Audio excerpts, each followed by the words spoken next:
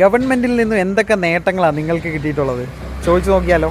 ഒരു സഹായവും ഗവൺമെന്റ് നമുക്ക് കിട്ടിയിട്ടില്ല. അമ്മയ്ക്ക് എത്ര വയസ്സുണ്ട്? എനിക്കിപ്പോ 78 വയസ്സായി. ഈ 78 വയസ്സിനിടയിൽ സഹായങ്ങളൊന്നും തന്നെ കിട്ടിയിട്ടില്ല. കിട്ടിയില്ല മോനെ, സത്യമാണ് പറയുന്നത്.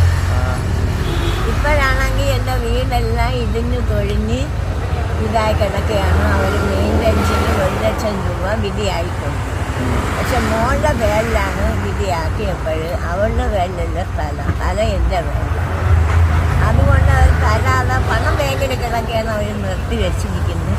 ഇനിയത്തെ ഇതിലിപ്പോൾ വീണ്ടും എൻ്റെ പേര് മാറ്റി എഴുതിയിട്ടുണ്ട്. അവർ തരുമെങ്കിൽ പറയും, തരുമെങ്കിൽ എൻ്റെ വീട് ശരിയാക്കും. തറയിൽ വന്നു മോനെ മരിച്ച് 1 വർഷവും 2 മാസവും.